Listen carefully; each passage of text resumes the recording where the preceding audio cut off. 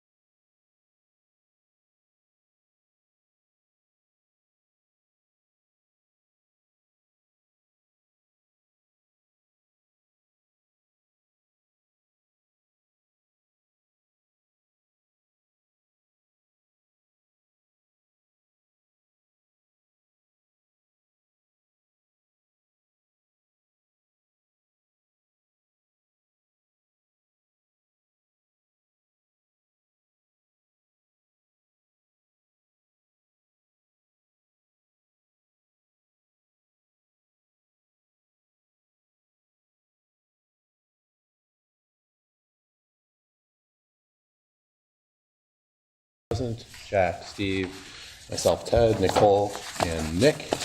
No board members absent. Any visitors, make sure that you sign in. Could I please have you join us for the Pledge of Allegiance? With no scouts today. I was a scout. I pledge allegiance to the flag of the United States of America and to the republic for which it stands, one nation, under God, indivisible, with liberty and justice for all. Thank you. Can I please have a motion to approve the agenda? I move to approve the agenda as presented. So moved. Second. No, here. Nick? Nick, second. All those in favor? Aye. Those opposed? Motion carries. I have nothing this month for the president's report. Steve, any clerk's report? No, I Correspondence? have no correspondence. Anything from CISA 2? Yes, we had, CISA 2 had the annual meeting this past week, and it was well represented, all the delegates from all the school districts that are represented by CISA 2. The guest speaker was Tom McCarthy, who's the Deputy State Superintendent. If you've never heard Tom speak, he is outstanding. I mean, he talked about budget, he talked about politics, not politics in terms of one side or the other, but just votes that have to take place, and talking about the current legislative actions. And then also, Marion Vinnie was reelected as the chair of CISA 2 Board of Control, and I was reelected as vice chair and of the Board of Control. So anyway, it was really an excellent meeting that we had in Whitewater. So thank you. Thank you. Nicole, any updates from WASB or any legislative information? Yep, just easy stuff. Most of it is linked and you guys all have access to it. But the first legislative update was that C.S. Pearson was selected for the statewide screening readiness screener. So I did just want to see if Vicki had more information on that. I'll just run through these real quick first. Sure, yeah. And then there was a new bill introduced in Senate about requiring the creation of formal AI guidance for schools. I linked that there. You guys got a copy of the booklet. I also have it linked there. And then linked also is the presentation from the WASB referenda webinars. It's about 100 pages, so if you read it, take your time. And then there's just 2 upcoming meetings. I can't make either of them, but that's it. And these are all in the folder.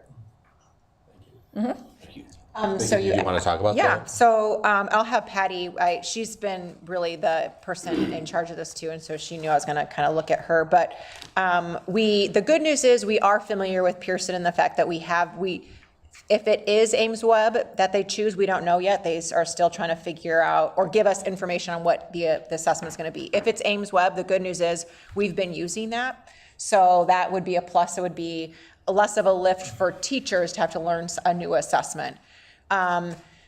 If the downside, if it is Ames Web, is that there's a lot of one-on-one portions to the assessment, and that's a lot of manpower to do all of those assessments for all of those grade levels. The diagnostic for everyone, that's been manageable. It's what happens if they fall below the 25th percentile. That's a whole other test battery that we would need to provide. And I would assume that any of the assessments they go through, there's the DRA 3. There's a variety that are already Pearson has now, and I don't know. I can't speak to whether or not they're developing a new one. If they're developing a new one, the heavy lift will be potentially, obviously, the teacher training, but then the second is how many individual assessments do we have to do for all of those kids. Patty did a really good job of making sure that we have the staffing for that. If that's the case, and then we'll most likely do a divide and conquer on that. Patty, do you want to speak to anything else related to those? Did I leave anything out? So we'll probably wind up staggering the assessment window, because within 10 days of doing the screener, then you have to do the diagnostic. So to do each grade level, if we've got about 100 kids for each grade level, we have to make sure we've got the manpower to manage the one-on-one assessment. assessment. So teachers will be able to do some of that, but they won't be able to do all of it. So our support staff will be helping with that. So we won't know until this contract comes out what the actual assessment will be, Yes, yeah, or the actual screener? correct, yeah. And then they'll mandate it for August? Yes, Okay. 100%, yeah.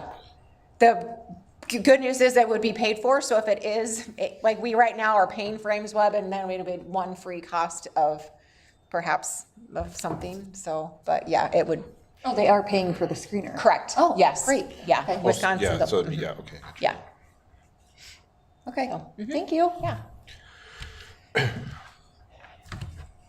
All right, we'll take a look at the treasurer's report. All right, I'd like to present the treasurer's report dated May 2024. I'll read the ending balance for each of our accounts. CSB operating account with a balance of, I'm sorry, it keeps saying it's gonna sign me out. Here, sure, thank you. CSB operating account with a balance of $308,308.34. Flex account with a balance of $11,009.66. Petty cash with a balance of $300. LGIP with a balance of $2,013,666.11. WISC with a balance of $10,212,922.35. For a grand cash and investment asset total of $12,546,206.46, and a Fund 10 and 27 asset total of $1,755,414.20. The payment of account payable bills dated May 1st to May 31st, 2024. This is paper checks numbered 72588 to 72659. Wire transfer checks numbered 2023-01216 to 2023-01641. And ACH checks numbered 2324-00139 to 2324-00154 for a total of $4,168,539.56. Any questions at all for Nicole on the treasurer's report or accounts payable? There was just one more thing. So I talked with Marquez and Ryan last month, and we'll be adding just a step in here where I formally am reviewing all of the account payable, account receivable, and then the fund distribution. That's what you would call it, right?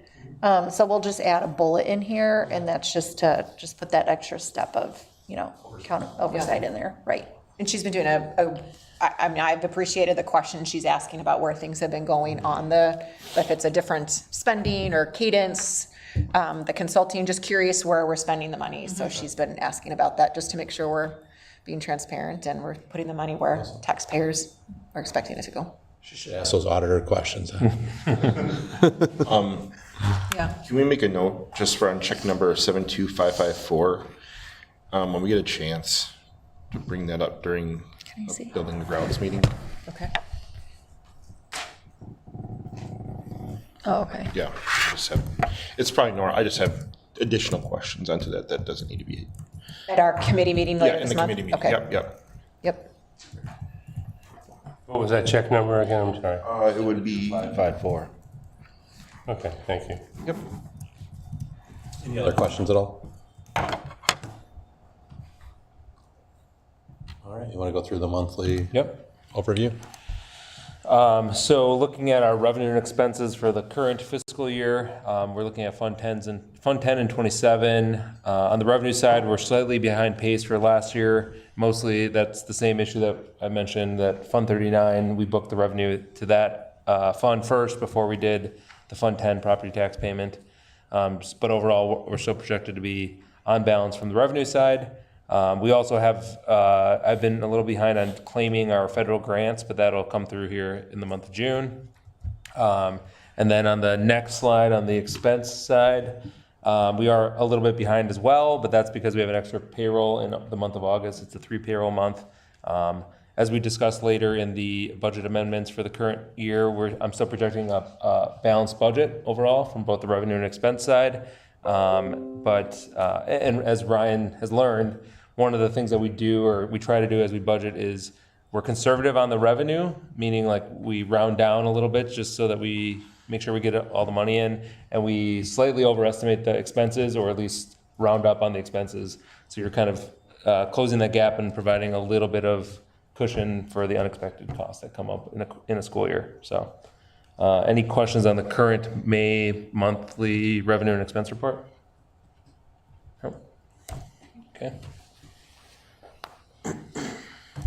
And then we have the minutes of the special school board meeting from May 25th, as well as the regular school board meeting from May 25th that are also linked there.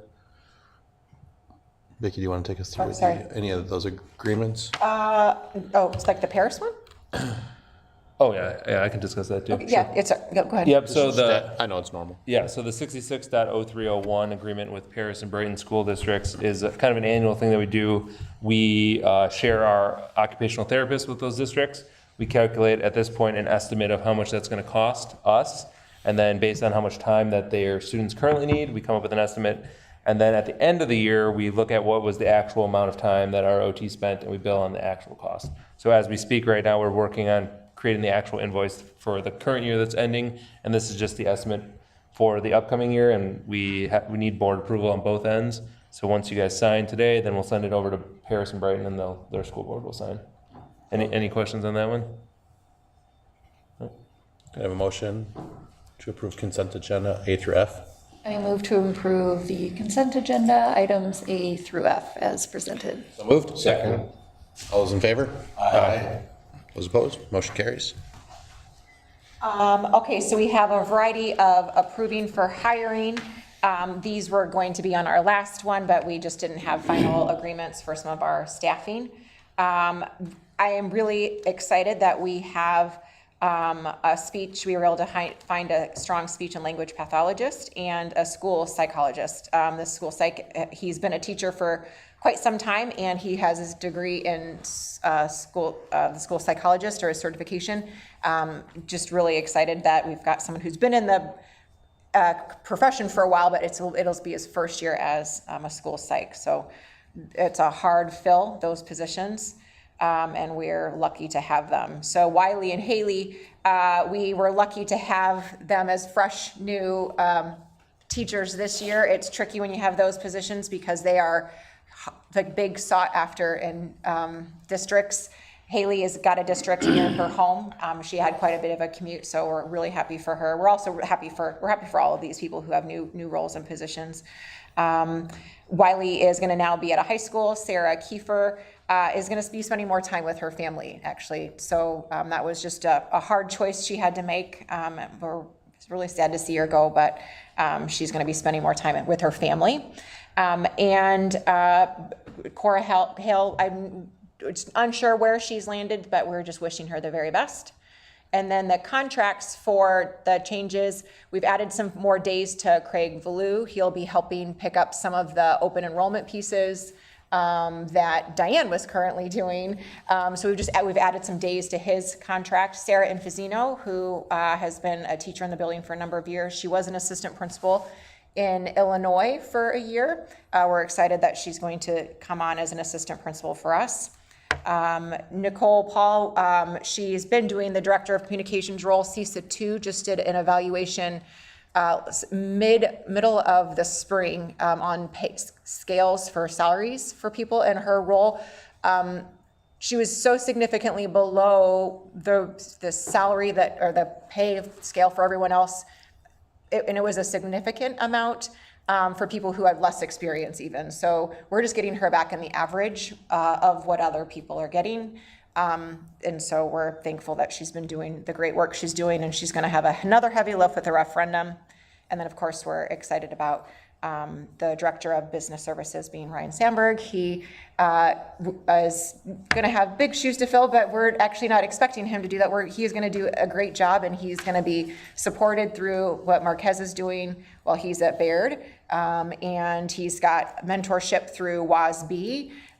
through their program, or WASBO, excuse me, I was getting that incorrect, and he's also part of that academy in addition to getting his chief of schools business officer certification, that he's in that program as well. So we'll be configuring, Ted and I, reconfiguring how we sit in a little bit, just so we can support different roles and have conversations how this seats, but he'll be a part of that conversation. But we're gonna just make sure that we're keeping the board front and center for the community to see us doing the work we're doing. And Questions on any of those? Can I have a motion, please? I move to approve the consent agenda items G through H as presented. So moved. Second. All those in favor? Aye. Aye. Motion carries. Slower today, I guess. Hey, if I could beat you. just trying to read. Do you want my readers? I got slower in my older. Just one more. There's no. Any public comments? this Old evening? age, he's 40. All right. All right, Turn it so over if to you. on the agenda, you're going to see that, as you know, one of our strategic goals in area of 2 is to ensure that we are a community that's cultivating relationships that are safe and conducive for all of our students and families. And to that end, we've had Jessica Oladapo from Diversity to Inclusion. She's done work with our staff at the beginning of the school year, but more importantly, she's been doing work with our students and our families all year, and it's something that's going to continue. So we believe it's an important update for you to hear some of the work she's been doing with our students. And so I'm going to pass the floor over to Jessica, and you can, yep, if you want to come up, we can, if you want to move the podium wherever you want, it's fine. This little camera thing will follow you. And you just give me the signal and we'll. Thank you. There's me and the kids. Well, five of the littles that I was able to spend quite a bit of time with this school year. It was really great. You can click. So just a little bit of history. Usually I have my bio page as the second page, but forgot to put that in there this time. I'm Jessica Oladapo. I am the owner and president of the Diversity to Inclusion, Inc. I have been an educator in higher education since 2009, which was yesterday. But 2009, I have a child that was born in 2009, and she's this tall, so it's clearly not yesterday. So I'm a professor of sociology and psychology. I'm also a mental health therapist, and then also, finally, a business owner. My passion for education really is rooted in the idea that education can be really transformative, that education can be so transformative that it can change what we see, how we see it. It can just really expand our world, right? I'm also a mom of 4, and so my passion for education is also rooted in my mothering. It's difficult to say where my thoughts about education and my thoughts about mothering end and begin. It's like combined, right? And so for me, creating spaces in which children, adults, families feel psychologically safe and feel a sense of belonging is so important. And so I was really grateful to have the opportunity to work with the kids this school year and also their families. So we started with the professional development sessions with staff here in August of 2023. And so there were discussions that sort of started from that professional development session with key stakeholders in the building and really thinking about the experiences that children have in the building, particularly children of color, particularly the Black children in the school. And so we started to meet probably in around September, October about what we could do to meet the needs of the kids and their families.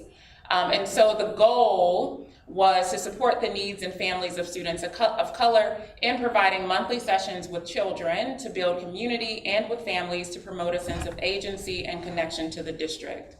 And so the forward-facing goal and the future goal, students will continue in the group that we started this past school year and continue to build community, and families begin to serve as an advisory committee to support other BIPOC families and Black and Indigenous people of color families. So students can serve in the future as mentors for future students of color in the Salem School District, and finally develop a sense of identity and community, as well as potentially peer mentoring, as peer mentoring has been seen to be so beneficial to self-efficacy and so beneficial academic achievement for students of color. In fact, that's one of the most important predictors of success is the relationships that students who within our society experience marginalization, if they have mentors, if they have a connection, then it increases their sense of agency, it increases their self-efficacy, it increases their self-esteem, it increases their academic achievement, and they go far. Right? Not only do they go far, but they go far in terms of their education and career, and then they often will come back to the communities that they came from, which I think is extremely important. So not just they go far and leave, right? If they have positive educational experience, they come back, right? And so there's so much research on that, and so that was sort of the mindset with which I developed the relationships with the kids. So the structure of our sessions, every first Monday of the month, I met with the kids first thing in the morning. I was here with donuts and little juice boxes.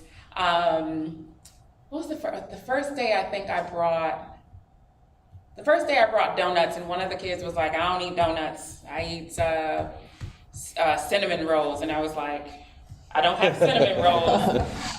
And so after that, I just was bringing an assorted variety of munchkins from Dunkin' Donuts. That was beneficial. So I was like, I can't do. And so that kid on the last day, he said, you never brought cinnamon rolls, but my mom told me that not everyone can make cinnamon rolls like her. And I was like, she got that. So first Monday of the month, I met with kids 8 o'clock till about 9 o'clock. The first Wednesday of the month, so we did a survey in the fall and going into the winter, asking families what was the best time for them to meet. And it was split like half and half. Half of the families could meet in the morning, half of the families could meet in the evening. And so I said, well, I don't mind. We can do morning and evening to best meet the needs of the families. And so we had first Monday of the month, met with families in the AM, second Thursday of the month, met with families in the PM. Sometimes there wasn't overlap in terms of folks will come in the morning and the evening session, but some months it just worked out where the morning could work for some families, and so they were able to come to the morning session. So that's what the structure looked like for the school year. So in February, I did not meet with the students. So we started actually in February. I didn't meet with the students in February, but I did meet with families. I am, as a parent of 4, I want to know who's in the school building talking to my kids. And so I made that very clear with the families and said, this is who I am. This is my background. I'm a mother too, that sort of thing. And so we had a really great conversation that first session where we were all able to introduce ourselves and begin to build a sense of community. And so the second session, this is the activity that we did in the second session, or in March. I brought in who am I and told the kids, draw 5 symbols that are important to you. Everybody had their own box of crayons, one of the littles, I think he's going into first grade now, but he was giving me the crayons back, and I said, no, that's for you. Those are your crayons. And he said, but what if you run out?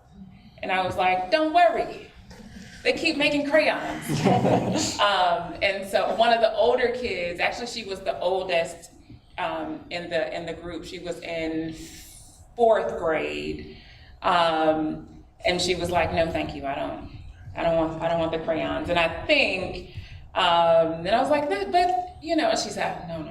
And I think it was like going back to the 4th grade with a box of crayons and like a drawing and like, what's happening here, right? And so she turned down the crayons.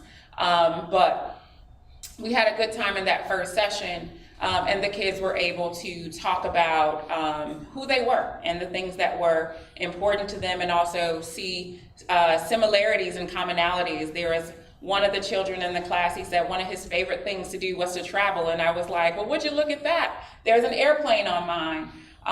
That's the thing at the top, is that's supposed to be an airplane, that's not a seagull. And so I introduced myself to them, and we just sat and talked, and then that other picture, that's me and my 4 kids. And so we were able to start the session with the Who Am I? And then the second session, we did Youth Soup, which is an activity that I've done with kids and adults.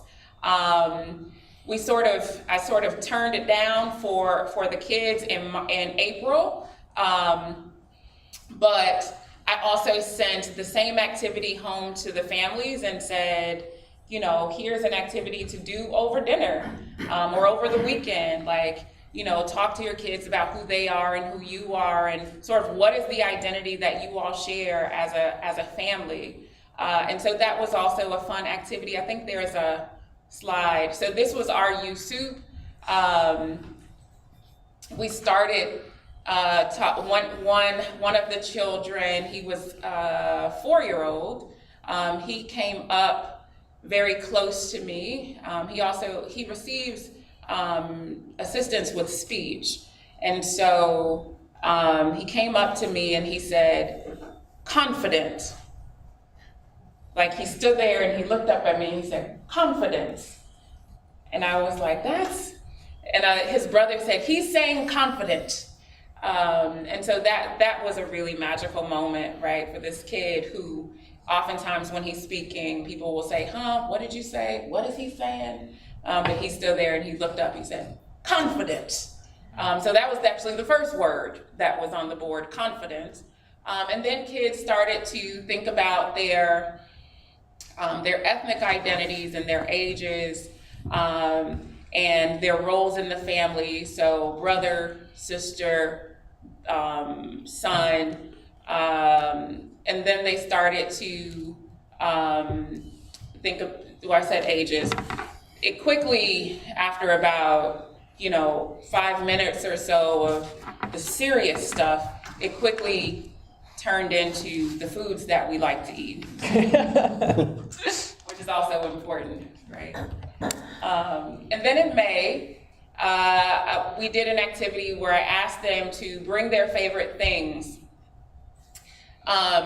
In our family session in April, however, I found out that even though we had been meeting since February and with the kids meeting since March, we hadn't named ourselves. And it was important for me not to just come in and say, this is the name of the group. But the little kids, by this time, by May, the young lady in 4th grade had stopped coming because it was really, the group was like pre-K and kindergarten and 1st grade. And so the one in 4th grade was like, this little kid stuff. But one of the things that I found out at the family session in April was that we hadn't named ourselves, or realized we hadn't named ourselves. And 2 of the children saw each other in the community and started speaking with each other. The moms were like, this would not have happened were it not for this group, right? The only problem was the mom asked one of the kids, where do you know them from?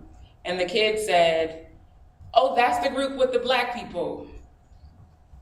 And I was like, oh, no, that's not what we doing. Like, you know, how do you, we're funding the black people group. What does that mean? That's not.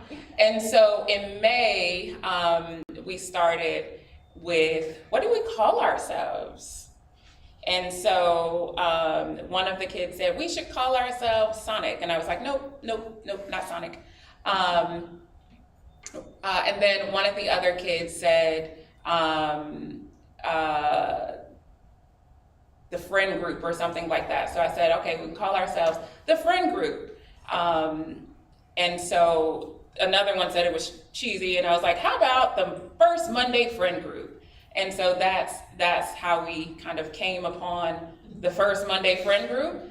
I think from a mental health perspective and also from a sociological perspective, it is important for people to be able to name themselves and have a stake in their identity. And so for these kids who are 4, 5, and 6 to be able to say, this is who we are, right? It's not just, you know, oh, when we get together with the other black people, right? It is, this is the name of our group, and we see each other in our community, and we can now have play dates, and we see each other at activities sponsored by the school, but we wouldn't normally, naturally be sitting next to each other because we're in different grades, right? And so, like that, again, that was another really, really magical moment. So you see sort of on the board how we sort of played around with the name. And these are the 4 kids that named us in May. So those are the 4 kids that were in attendance in May. So yeah. And then in June, we talked about what we enjoyed about the group, what could have made it better. One of the kids said what could have made it better is to do that same group every day. And I was like, and then we had a dance party. It was also the same day as field day. And so they were ready. They were ready, and I helped them to get ready even more because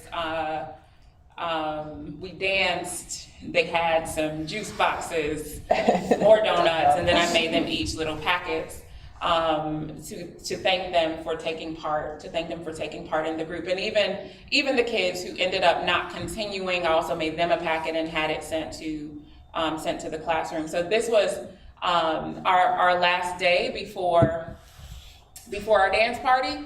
So I told them, thank you for spending time with me on Mondays. Have a great summer. One of the moms reached out and said, I saw the note, but I didn't know that it was in a packet. The packet didn't make its way home. So that was a funny thing that we laughed about. So here are some suggestions during the month. So during the sessions that I have with the parents, they provided suggestions for how to benefit their children and other children of color in the school district. Now, I will say, what we know from research and from education is that when we pay attention to those who experience marginalization within any space, we pay attention to them, and when we give them what they need, the whole entire group, institution, school, society benefits, right? It's the idea of the least of these. When we pay attention to the least of these, that benefits everyone, right? And so that was something that the families and I talked about. And so they were also able to give suggestions. I let them know I don't live here. I'm not here all the time, so you know more than I know what is needed. You're the expert on what your children need. You live with your children. You know what your kids need.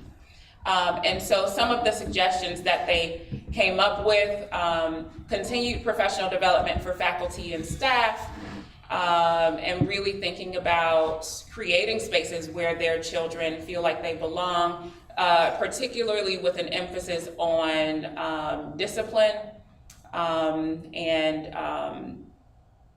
That's a whole cultural conversation that continues to happen. But that was one of the suggestions. Another suggestion was using STEAM or STEM night as an example, create a cultural awareness night, develop a relationship with the high school to allow elementary school, middle school, and high school to participate in the cultural awareness nights or nights. And that can look so many different ways. Create and seek out opportunities for cultural field trips and community events. I shared with them again, I don't live here, so I don't know what sort of cultural events exist. And maybe there's a gap. Maybe there's an opportunity to create something for the community. I don't know. Continue and expand monthly meetings with students. Ensure all BIPOC families or families with children of color are encouraged to participate. And I make that distinction because there was one family which the parents are white American, and the child was adopted from a different country. And so they were like, we want to be involved because we don't know exactly what our child experiences based on their race, based on their ethnicity, based on who they are. We know our experience in raising them. And also they said, it's beneficial to have the parents come together. It's beneficial for them to come together with other parents so that they can learn. And so ensuring that the families are aware and also encouraged to participate, and then provide information for the group at open house or at the start of the school year. There was another concern that was being really careful and intentional about the invitation, because the concern was we don't want, I'm trying to think about how they said it. It was something like we want to invite families to come, but sometimes when we ask, are you a person of color? Then the family gets, why are you asking me this, right? There's suspicion. And so being really careful and intentional with how we ask, being really careful and intentional with the ask. Okay. The shared benefits from the families. Students enjoyed meeting on Monday mornings, according to the parents of these kids. I said this already, students saw each other in the community and at other events and recognized and engaged with each other. There was an event that happened at the school. I don't know what event it was, but one of the parents shared that one of the other kids came over and sat with them at their table, sat with their family at their table, leaving their own family, and so the parents were able to connect around that as well. So again, another magical moment. And benefit of the group, just in terms of research. So students in the group can continue to participate in the group throughout elementary school and middle school, becoming mentors for future students. In my imagination, I think about these kids who started in kindergarten can be 8th graders being mentors to kids all along the way, right? That's how I'm imagining it. Mentoring BIPOC students is vital for success. Said this already, mentoring increases self-esteem and self-efficacy, both for the mentor and the mentee.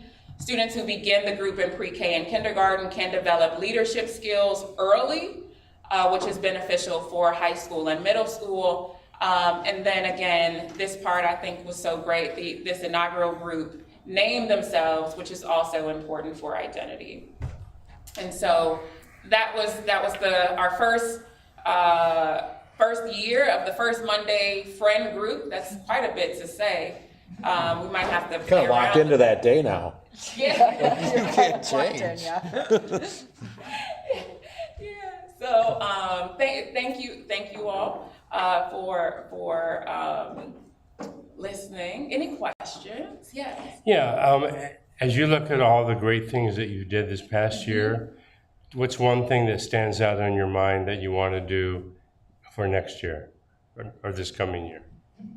I think the the first thing that comes to mind is being able to know all of their names and call them by name. And when I saw them, being able to say, right, like that they are important, not just in the context of the school, but they are important to me. And I think that's part of transformative education as well, that being able to be called by your name and the things that are important to you are now also important to me. That part far surpasses any of the like content that we did. The content was just the content, but the relationships that were built, and these kids now know each other's names, and I know their names, I think is something that I would love to see extended, and something that can be replicated in classrooms, modeled and replicated in classrooms. Okay, very good, thank you. If I could ask, Yes. what is your ethnic background? My last name is Oladapo? you said? Yeah, Oladapo. It is Yoruba in Nigeria. So it's one of the, in Nigeria there are many ethnic groups, but one is Igbo, one is Yoruba. Those are the two main ethnic groups. There's a basketball player too named Oladipo. Victor Oladipo. Yeah, he has a sister who also plays basketball. I only know that because oftentimes when people see my last name, they're like, "Hey, basketball player." And I'm like, "Nah, I got a bum knee." And it's Black and Indigenous people of color, correct? Yes. Because I have a severe acronym deficiency, and I want to remember this one. Yeah. This is a good one. Yeah, Black and Indigenous people of color. Yep. Thank you. Right, and where do you teach? Oh, right now I teach in Kankakee, Illinois, Okay. so it's like an hour and a half south of Chicago. Sure. I taught for a number of years at Rock Valley down in Rockford. So for 8 years down in Rockford, and then I also taught and support Black Hawk Tech up here in Wisconsin. So now I teach in Kankakee. This stuff though is the stuff that I love, so now I only teach 2 days a week. But when I teach, there's a lot of overlap in the things that I do, right? So yeah, I teach at Kankakee Community College. Well, thank you for all that you do. Yes. Thank you, Where does Jessica. this concept come from? Is this a movement within education right now, or is this something you came up with? So this is really something that Vicky and myself, we've been talking about doing stuff like this for years. I knew she was gonna. We've been talking about doing stuff like this for years. And again, there's quite a bit of research related to how do we improve the academic success of students of color. One group that is often in research are Black boys or Black young men. Don't fare as well in their educational experiences, and it isn't because they don't want to.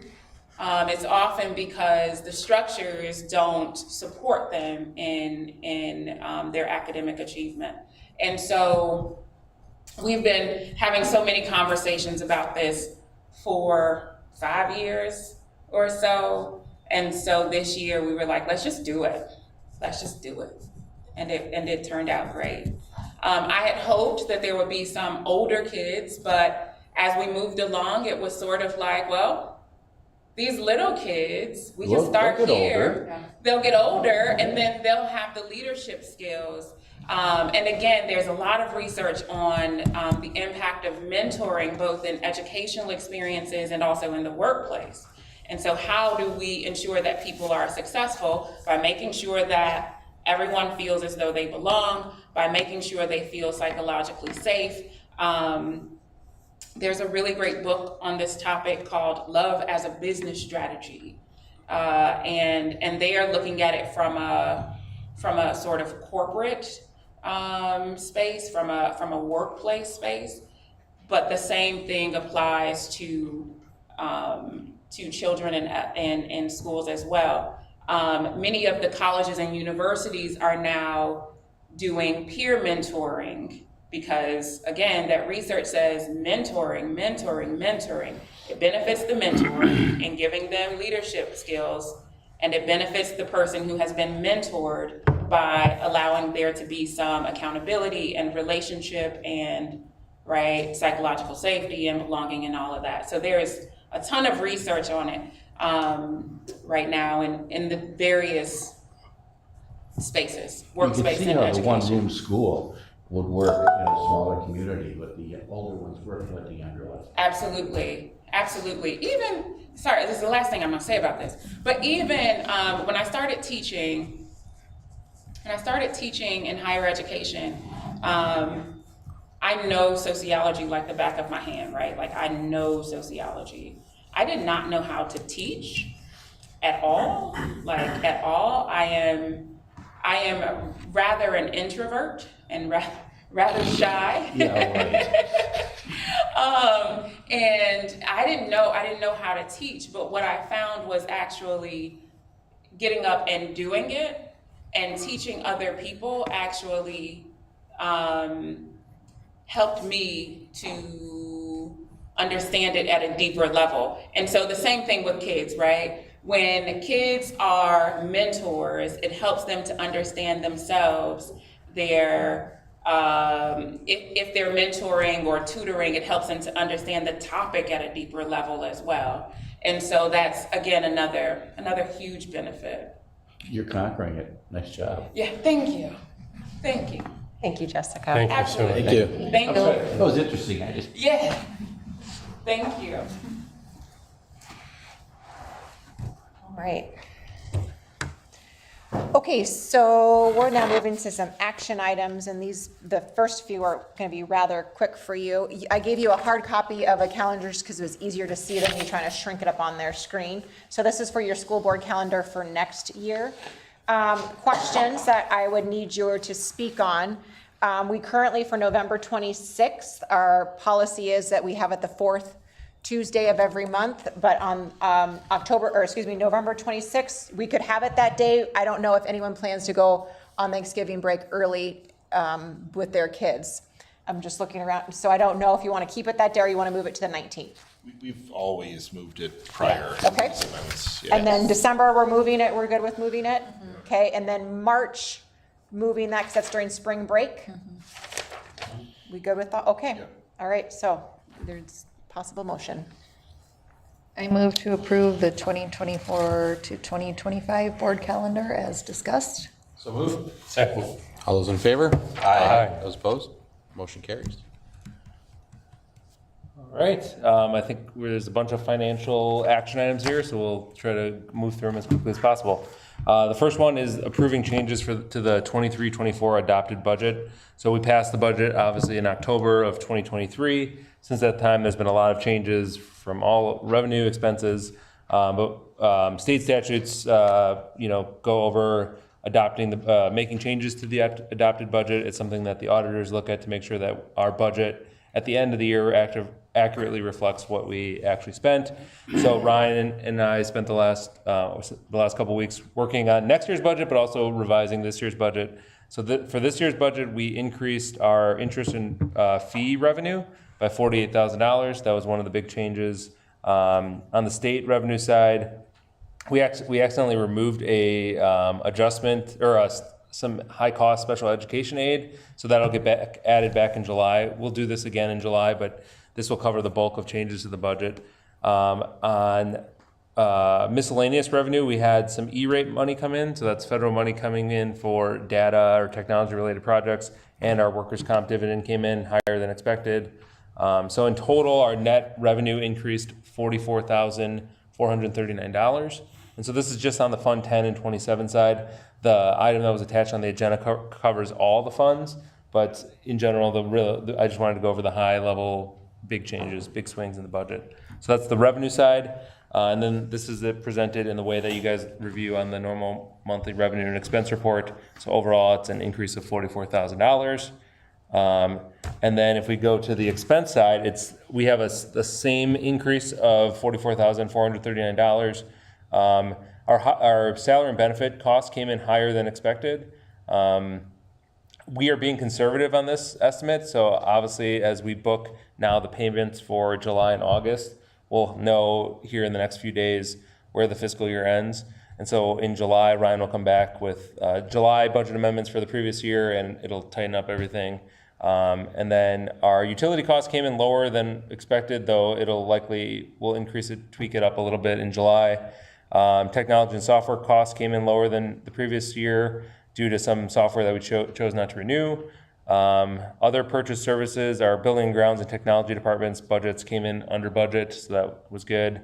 And then some of the costs for field trips, dues for professional organizations, and there was a revenue limit adjustment that I had just in case our revenue limit was tweaked a little bit. Those all came in under budget, so we reduced those amounts. And so in total, it's a net increase of 44,000. So when you factor in the revenue increase, we're still projecting a balanced budget.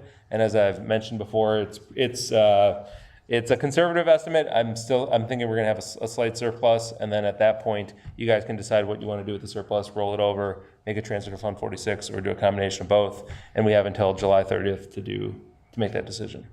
So, and then the final slide just shows the expenses as you're used to seeing them on the revenue and expense report. So, so this will be again revisited next month. But are there any questions on these changes? I just tried to go over it at a high level. Any questions at all from Marquez? A Why motion? did the utilities go down so much? So as I've hinted with Ryan, I always try to overestimate some of the things that are unknown. I think we had a mild winter, so our heating and electricity costs were down significantly. And next year's budget, we're estimating on the high end again, so that at the end, we might end up with a surplus. I'd rather have it end up with more money than be able to reduce the expense at the end of the year than have to come back and say, oh, it actually came in $40,000 or $50,000 more than we thought. So that's why. But it'll get adjusted again. It'll probably be a slight increase again once our final bills come in, depending on AC costs and stuff. Right. Motion? Please. I move to approve the changes to the 2023-2024 adopted budget. So moved. Yeah. Wow. Nick wants to go home. All those in favor? I wanted to get my name at least once on the report. Those opposed?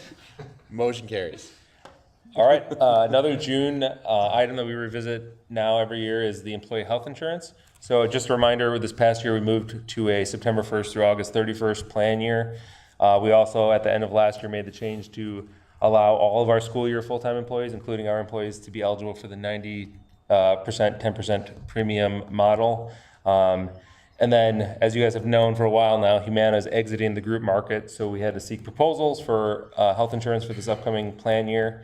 We did seek proposals from a number of carriers, working with our broker, R&R Insurance, and we did receive a proposal from Group Health Trust that comes with a 10% premium decrease.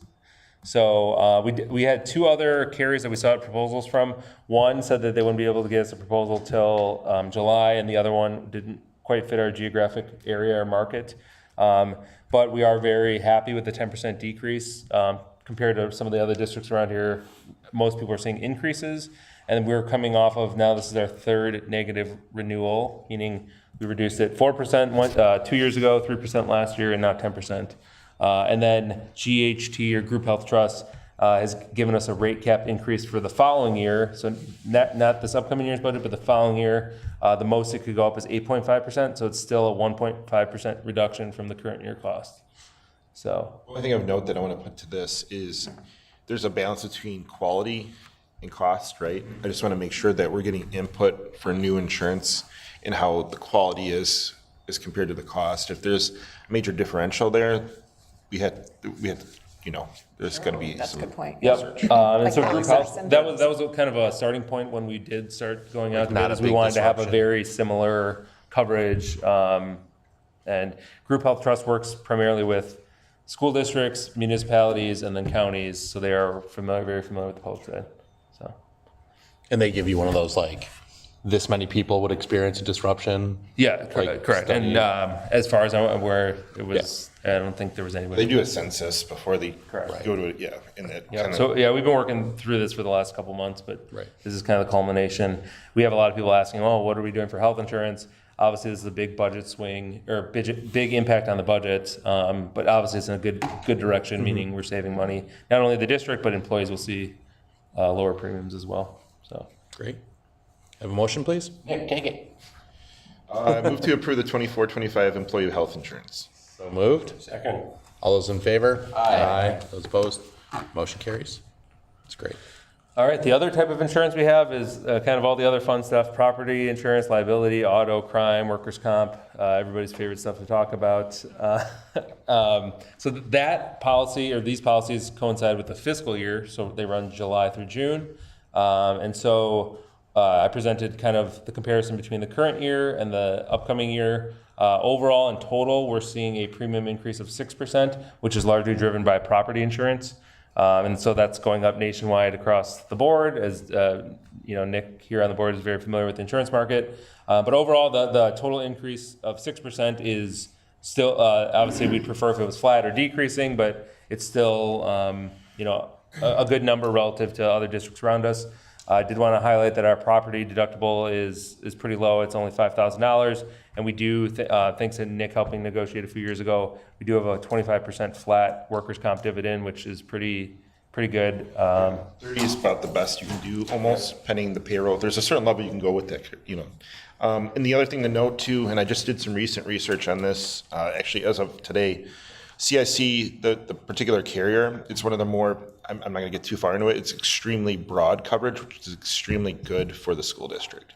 Meaning that only time that things get excluded on a policy is when they're written in as an exclusion. And comparatively, all they do is municipalities, CIC, so it's Community Insurance Corporation. Yep. So it's good coverage. Is there an impact whatsoever with any school district, ours included, with, when there are improvements being made in the building, as far as impact on property?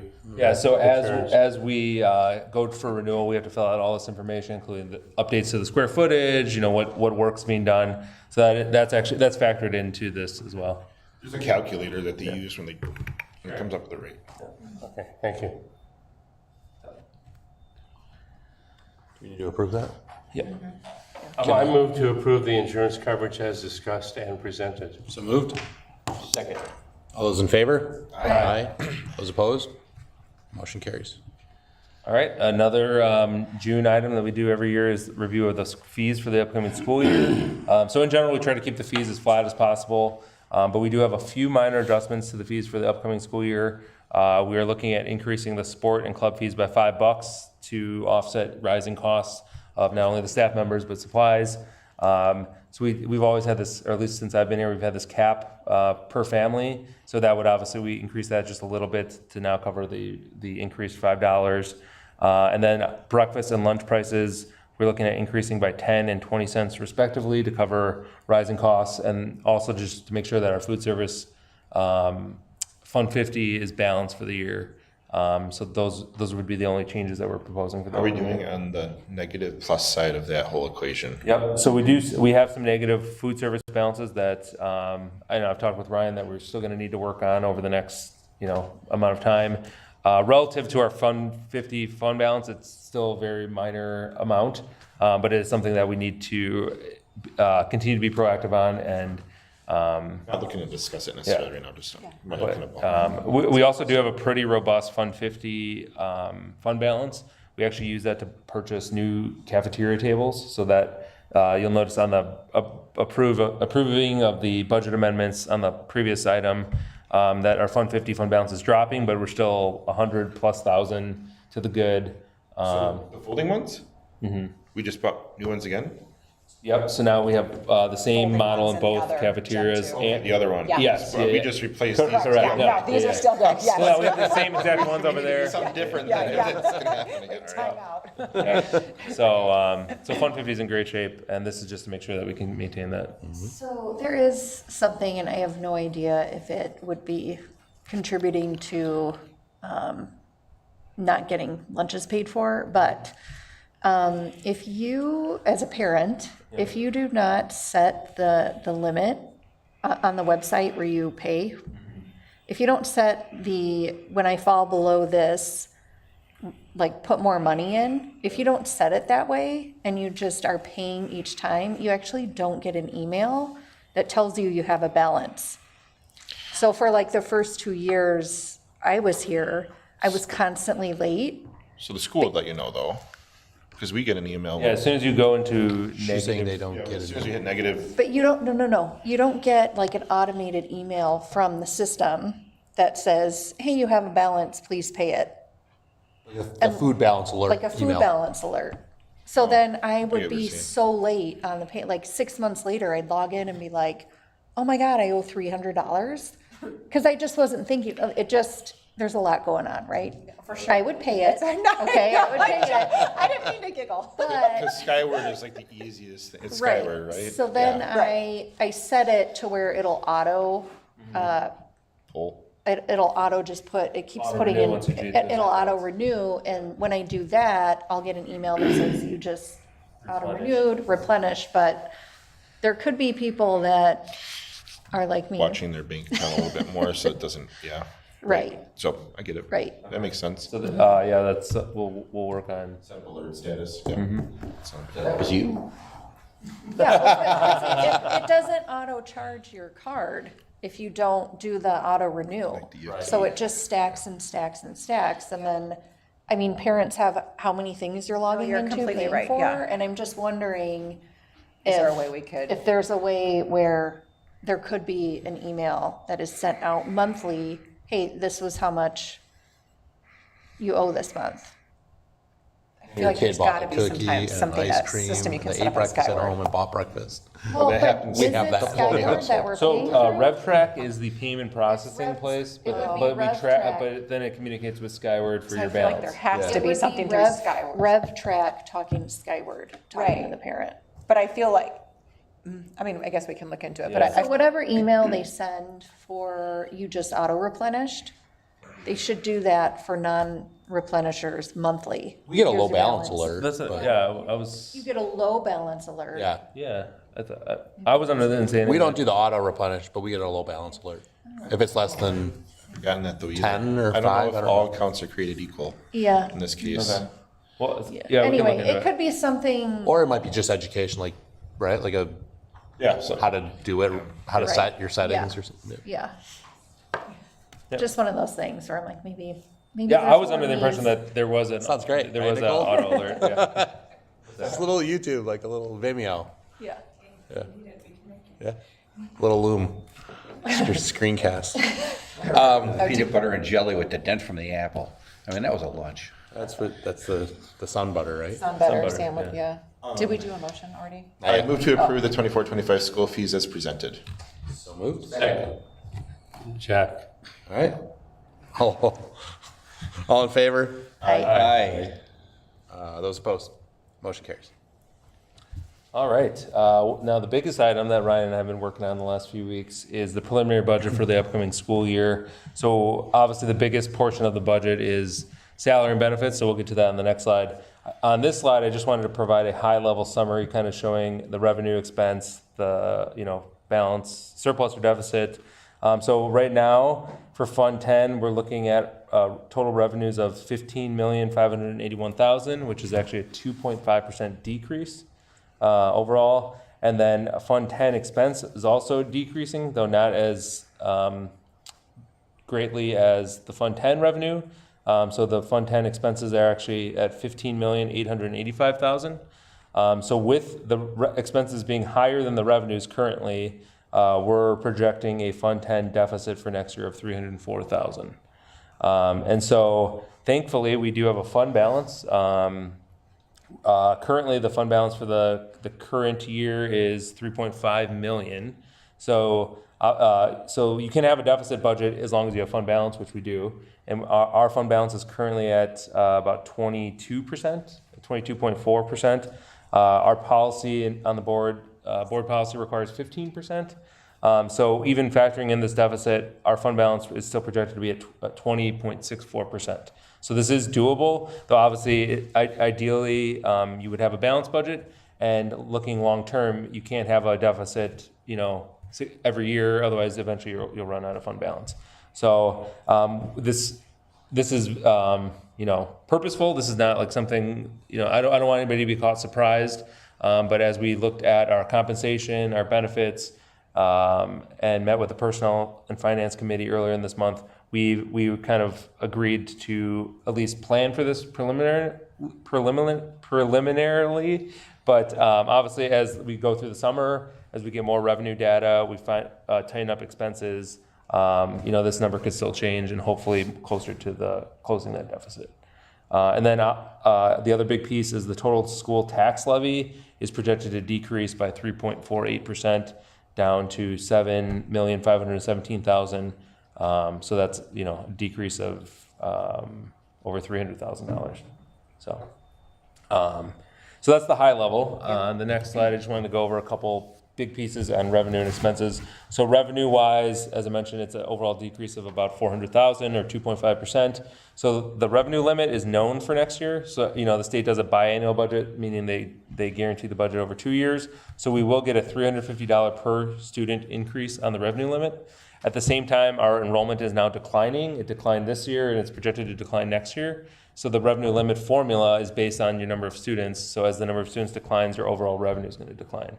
Additionally, we found out our Title I funding is decreasing by $73,000. So we're still looking into that, but that was obviously not a Still good. working on that though, right? I mean, I've looked into like a hold harmless. Hold harmless right now is just for revenue, but Appeal process. yeah. And then the other big piece of the elephant in the room is the ESSER 3 funding. This is the last school year for it currently. So we have no ESSER funds next year. And so that's resulting in a decrease of $567,000. So that's the bulk of where our decrease is coming from ESSER. Then on the expense side, as I mentioned, salary and benefits are the largest portion of our budget. So as we've looked at staffing for next year, we're decreasing our overall FTE. And then at the same time, our health insurance is decreasing by 10%. So that was good. And we did use a 3.5% increase for salaries for next year. Obviously, that will be negotiated for later on in July.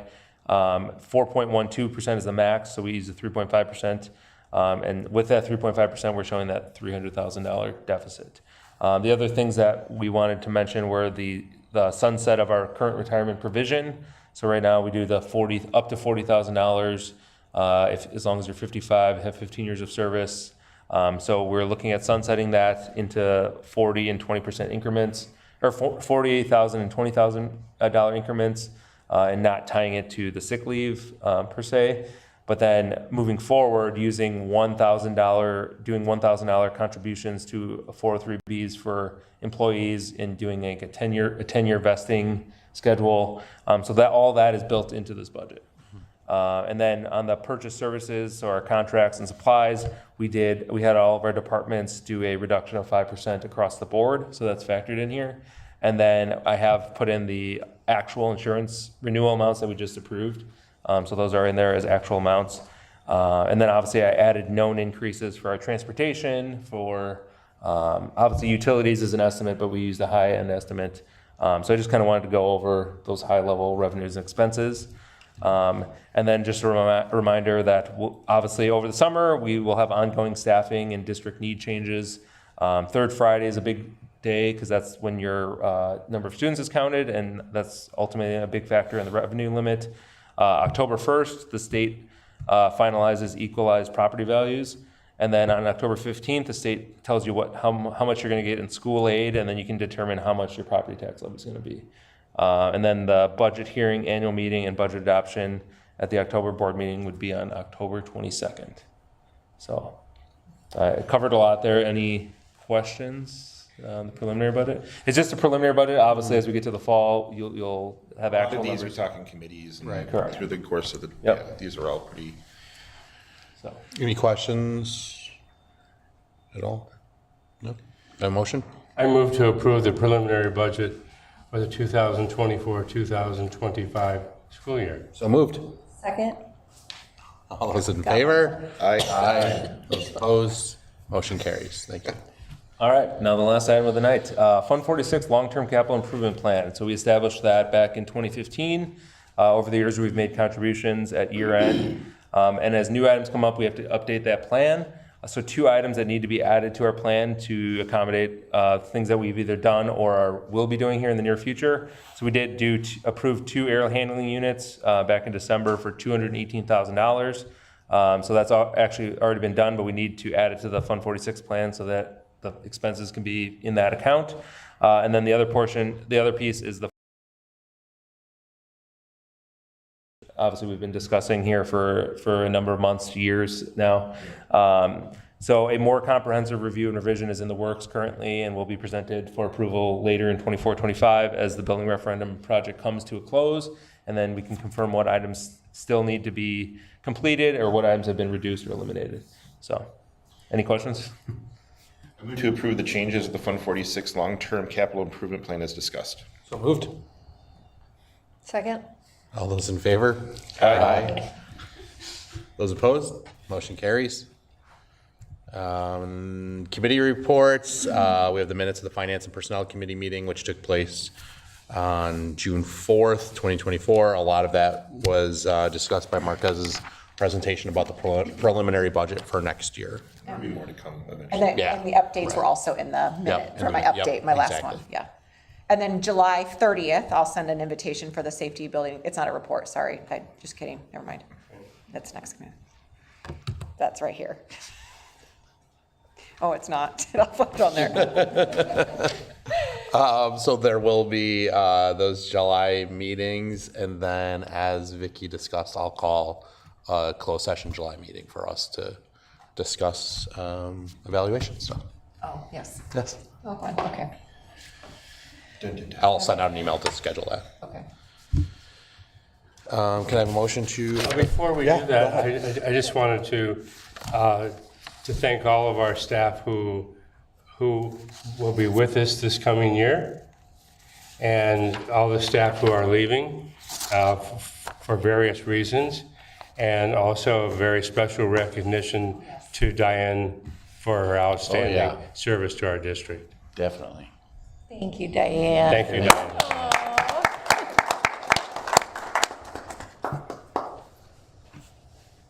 Cold? Not like public things, I did not make it public. All right, can I please have a motion to adjourn the meeting at 7:12?